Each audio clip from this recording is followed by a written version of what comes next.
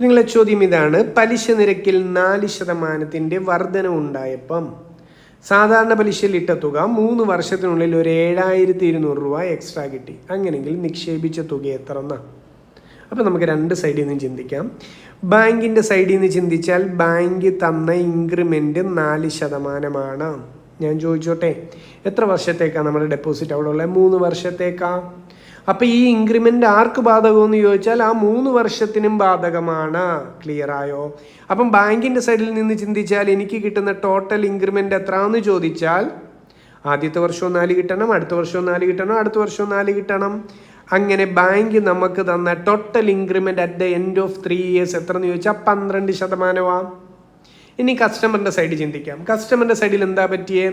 ഈ ഒരു increment bank തന്നത് കാരണം കസ്റ്റമറിൻ്റെ അക്കൗണ്ടിൽ ഒരു 7200 രൂപ എക്സ്ട്രാ വന്ന് കയറി എന്നാണ് പറയുന്നത്. ഓക്കെ ആണോ?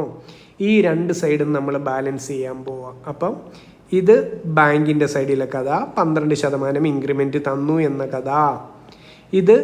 അത് കാരണം കസ്റ്റമറിൻ്റെ അക്കൗണ്ടിൽ വന്ന ചേഞ്ചാണ് ഇപ്പുറത്ത് ഞാൻ എഴുതി വെച്ചിരിക്കുന്നത്. ഇവരെ രണ്ടുപേരും കൂടെ ബാലൻസ് ചെയ്യാമല്ലോ.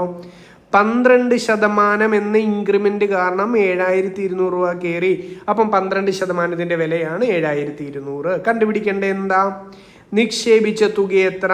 നിക്ഷേപിച്ച തുകയെ നമ്മളെപ്പോഴും 100% എന്ന് അസ്യൂം ചെയ്യേണ്ട. അത് എത്ര എന്നാ നമുക്ക് കാണണ്ടേ? ക്രോസ് മൾട്ടിപ്ലൈ ചെയ്യാമല്ലോ. 100 ഇൻറ്റു 7200 ഭാഗം 12. ക്യാൻസലേഷൻ പറ. 12 72നെ 6 വെച്ച് വെട്ടും. ബാക്കി എന്ത് വന്നു? 600 ഗുണം 100. നമ്മുടെ ആൻസർ എത്രയാ? 60,000 രൂപയാണ് നിക്ഷേപിച്ചത്. ഓക്കെ അല്ലേ? Thank you.